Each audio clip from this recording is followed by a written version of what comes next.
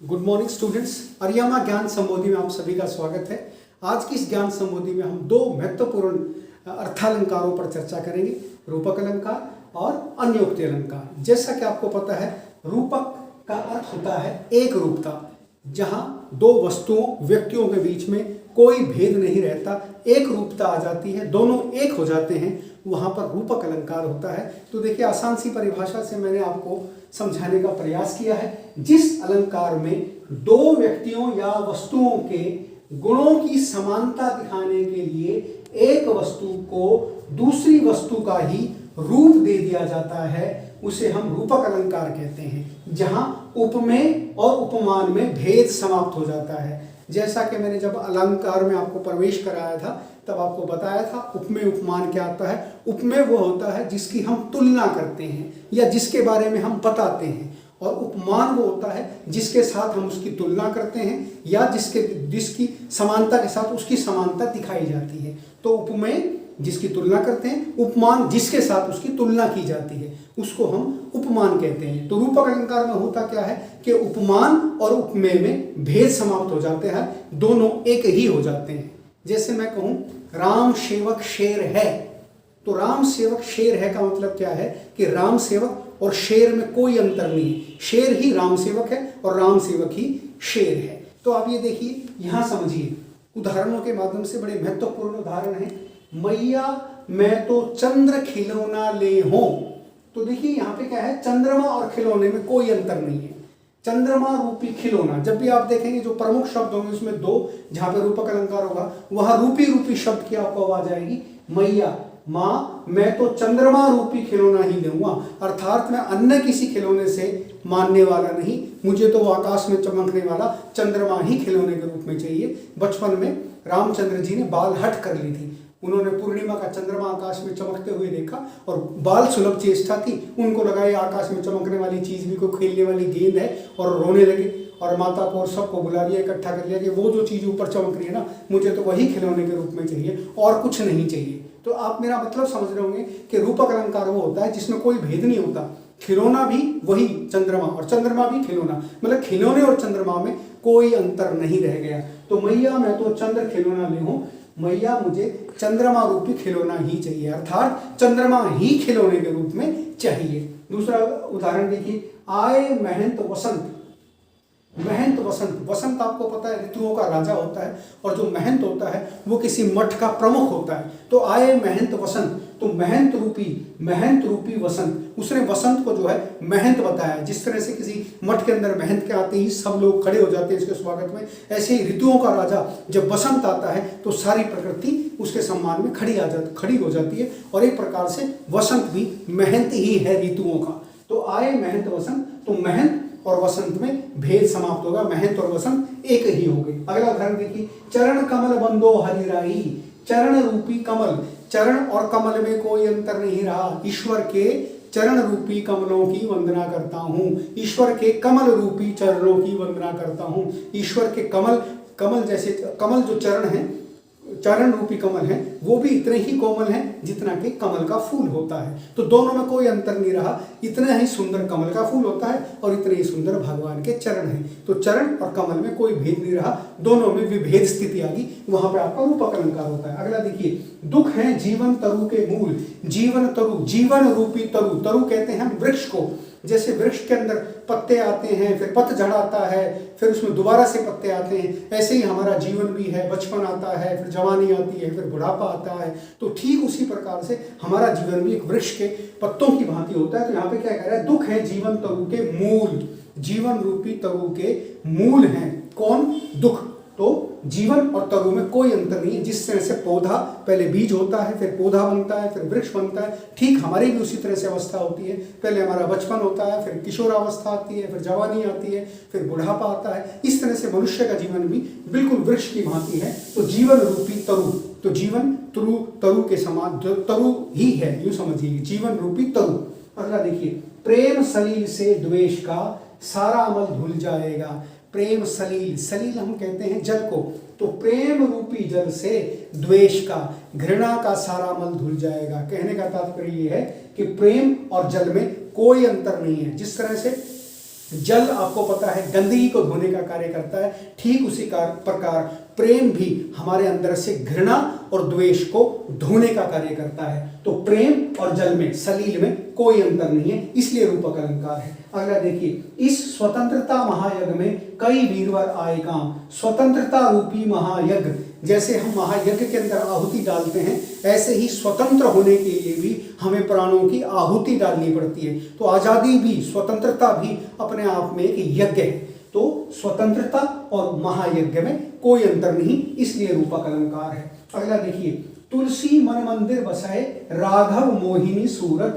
तुलसी मन मंदिर, मन रूपी मंदिर, जिस तरह से मंदिर पवित्र रहता है, ठीक उसी प्रकार हमारा मन भी पवित्र रहना चाहिए। तो मन रूपी मंदिर, तो मंदिर और मन में कोई अंतर नहीं है, इसलिए यहाँ पर रूपक अलंकार है। देखिए, रूपक अलंकार में खास बात ध्यान रखनी पड़ेगी आपको, जहां भी दो शब्दों के अंदर रूपक अलंकार होगा वहां रूपी रूपी कब आ जाएगी। देखिए, मन रूपी मंदिर, स्वतंत्रता रूपी महायज्ञ, प्रेम रूपी शरीर, जीवन रूपी तरु, चरण रूपी कमल, महंत रूपी वसंत, चंद्रमा रूपी खिलौना, रूपी के अलंकार आवाज आएगी तो वहां रूपक अलंकार होता है। अगला देखिए, माया दीपक नर पतंग भ्रमी भ्रमी मैं पड़ंत। माया रूपी दीपक, माया रूपी दीपक, ये संसार की माया है।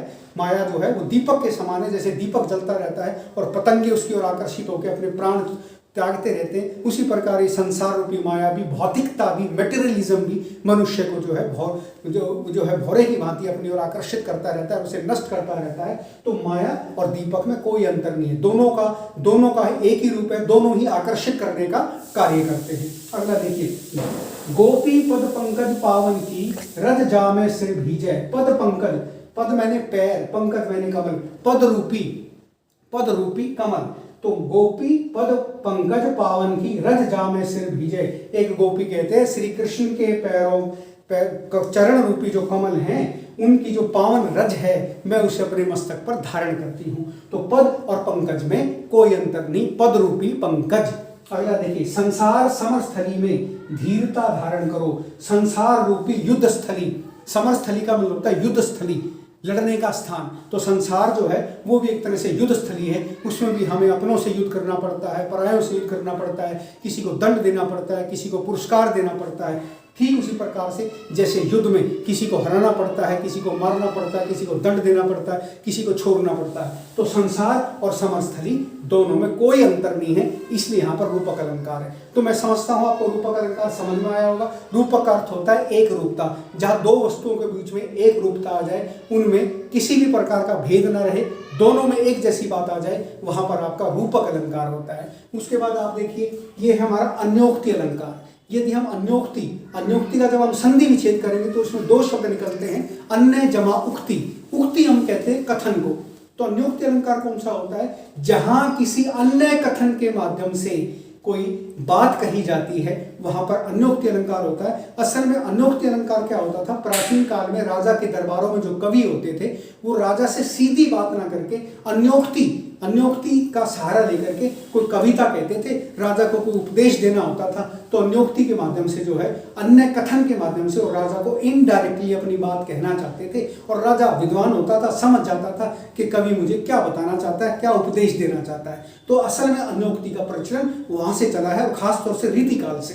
तो देखिए, अन्य जमा उक्ति, अन्योक्ति अर्थात किसी अन्य कथन के माध्यम से बात समझाना या प्रस्तुत का बोध कराना ही अन्योक्ति अलंकार है। प्रस्तुत वस्तु कौन सी है? जो चीज है, जैसे किसी को उपदेश दिया जा रहा है तो उस प्रस्तुत वस्तु जो प्रेजेंट है, उसको किसी प्रकार का बोध कराना, उसको किसी प्रकार का रियलाइजेशन कराना, उसको किसी प्रकार की बात याद दिलाना ही एक प्रकार से अन्योक्ति है। मैंने जैसे आपको बताया, प्राचीन काल में राजा के दरबारों में जो उनके विद्वान होते थे, उनके दरबारों में कवि होते थे, लेखक होते थे, वो अन्योक्ति के माध्यम से राजा से बात करते थे। उसको सीधे तौर से कुछ नहीं कह सकते थे, नहीं तो वो दंड के पात्र हो जाते थे।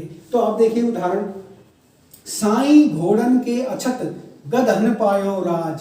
साई मैंने हे भद्र पुरुष, घोड़न के अछत के घोड़ों के रहते हुए देखो गधन पायो राज, गधों ने राज पा लिया है। अब यह घोड़े किसका प्रतीक है? घोड़े प्रतीक है इसमें योग्य पुरुषों का। तो कवि क्या कहना चाहता है? देखो इनडायरेक्ट में उसने क्या घोड़ा शब्द इस्तेमाल किया, राजा को नहीं कहा। उसने किसी योग्य व्यक्ति या अयोग्य व्यक्ति को नहीं कहा, उसने कहा घोड़ों के रहते हुए जो है देखो गधों ने राज पा लिया है। तो यहाँ पे घोड़े किसका प्रतीक है? योग्य पुरुषों के प्रतीक हैं, और गधा ने पाया राज अयोग्य पुरुषों का प्रतीक है। तो योग्य पुरुषों के रहते हुए अयोग्य व्यक्ति राज कर रहे हैं, इसको हम अन्योक्ति अलंकार कहते हैं। अगला देखिए, चाहे सूखा पड़े विश्व में हंस न पीता गड्ढों का जल। चाहे सूखा पड़े विश्व में हंस न पीता गड्ढों का जल।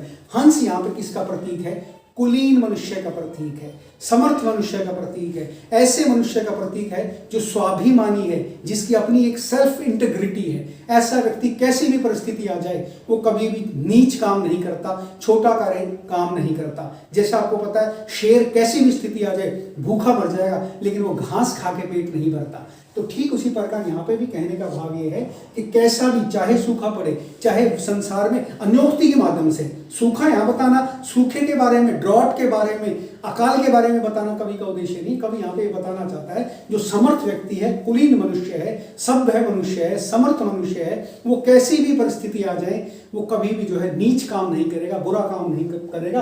तो चाहे सूखा पड़े विश्व में हंस न पीता गड्ढे का जल। हंस आपको पता है पक्षियों के अंदर जो है सबसे कुलीन पक्षी माना जाता है, सबसे सभ्य पक्षी माना जाता है। और हंस आपको पता है मानसरोवर झील में पाए जाते हैं, सब जगह हंस पाए भी नहीं जाते। ऐसा माना जाता है कि मोती चुगता है, वो सामान्य चीजें खाता भी नहीं है। तो कहने का तात्पर्य मेरा ये है कि यहाँ पे हंस जो है कुलीन मनुष्य का प्रतीक है, समर्थ मनुष्य का प्रतीक है, सज्जन मनुष्य का प्रतीक है, सच्चे मनुष्य का प्रतीक है। वो कैसी भी विपरीत परिस्थिति आ जाए नीच काम नहीं करेगा। तो कुलीन मनुष्य छोटा कार्य कभी नहीं करता वो। तो यहाँ पे गड्ढा पीता, गड्ढों का जल नहीं पीता। यहाँ कहने का तात्पर्य क्या है? अन्योक्ति इसमें क्या है कि वो कोई भी नीच काम नहीं करेगा, गलत काम नहीं करेगा, कैसी भी विषम परिस्थितियां आ जाएं। अगला देखिए, रहीमन अब वे वृक्ष कहाँ जिनकी छाह गंभीर। वृक्ष मैंने वृक्ष, ट्री। वो कहता है वो बड़े बड़े वृक्ष कहाँ गए जिनकी छाह गंभीर, जिनकी छाया जो है काफी गहन होती थी, गंभीर होती थी। अब इसमें अन्योक्ति क्या है? वृक्ष कौन से? यहाँ पे गहन वृक्ष कौन से, बड़े बड़े वृक्ष कौन से? अनुभवी लोग। कवि कह रहा है वो अनुभवी लोग अब कहाँ चले गए? जिनकी छाह गंभीर, जिनके उपदेश जीवन का सार थे। वो अनुभवी लोग कहाँ चले गए? जिनके उपदेश जीवन का सार थे। तो यहाँ पे वृक्ष किसके प्रतीक है? अनुभवी लोगों के। और छाह किसका प्रतीक है? उनके जीवन से संबंधित जो उनके उपदेश होते थे, जिनमें जीवन का सार होता था, जिनमें उपयोगी बातें होती थी। अब ना तो वो लोग रहे और ना उनकी वो सार बातें रही। तो ये अन्योक्ति के माध्यम से बात कह दी गई। अगला देखिए, जिन दिन देखे वे कुसुम गई सुबीती बहार, अब अली रही गुलाब में अपत कंटीली डार। तो यहाँ पे कवि क्या बताना चाहता है कि जीवन जो है परिवर्तन है। जब आपको पता है गुलाब की जो कंटीली झाड़ियाँ होती हैं, गुलाब जहाँ उगता है, गुलाब की जो डंडी होती है उसमें काफ़ी सारे कांटे होते हैं। तो जब तक उस कांटों में, गुलाब की झाड़ियों में जब तक गुलाब खिला रहता है तब तक तो वो पौधा बहुत अच्छा लगता है। लेकिन आपको पता है जैसे ही पतझड़ आता है तो गुलाब झड़ जाता है, क्योंकि गुलाब का आपको पता है एक सीजन होता है। तो जब उसमें से गुलाब झड़ जाता है, गुलाब की डोडियाँ नहीं आती हैं, गुलाब का फूल नहीं आता है, तो जो है वो जो गुलाब की डंडियाँ होती हैं वो केवल कांटे देने वाली हो जाती हैं, केवल दुखदायी हो जाती हैं। तो ठीक उसी प्रकार से हमारा जीवन भी परिवर्तनशील है।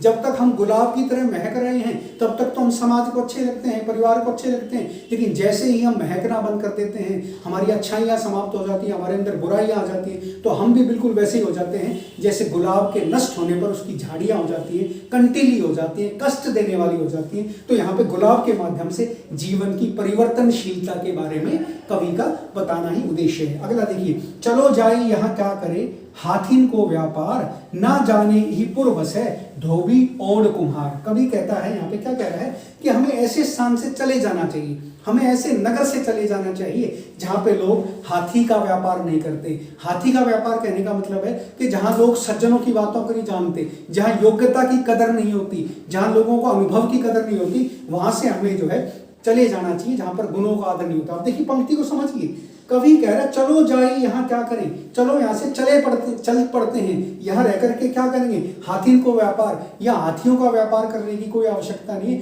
क्योंकि यहाँ हाथी यहाँ पे किसका प्रतीक है? गुणों का प्रतीक है। वो कह रहा है हाथी का व्यापार का मतलब गुणों का प्रतीक। तो जिस नगर में, जिस शहर में, जिन लोगों के बीच में गुणों का आदर नहीं होता, उस स्थान को हमें छोड़ देना चाहिए। ना जाने ही पूर्व से धोबी और कुमार। इस नगर में, पूर्व मैंने नगर है। इस नगर में रहने का कोई फायदा नहीं, क्योंकि यहाँ तो केवल धोबी और कुम्हार ही रहते हैं। धोबी आपको पता है केवल कपड़े धोने का कार्य करेगा, वो हाथी का व्यापार कहाँ से करेगा, वो हाथी को खरीदने का बेचने का कार्य कैसे करेगा। कुम्हार आपको पता है मिट्टी के बर्तन बनाता है, उसको मिट्टी के बर्तनों से ही मतलब होता है, उसको हाथी के व्यापार से क्या लेना देना। तो हमें व्यापार तो वहाँ ऐसा करना पड़ेगा जहाँ उस व्यापार को करने वाले लोग होंगे। तो यहाँ पे अन्योक्ति क्या है? अन्योक्ति यहाँ पे ये है कि जहाँ गुणों का आदर नहीं होता उस स्थान को हमें छोड़ देना चाहिए। तो मैं समझता हूँ इन उदाहरणों के माध्यम से आपको अन्योक्ति अलंकार समझ में आया होगा। यदि आपको अर्थालंकार, अन्योक्ति और रूपालंकार समझ में आए हों तो मेरे इस चैनल को सब्सक्राइब जरूर करें। अगले किसी लेक्चर में अलंकार के, खासतौर से अर्थालंकारों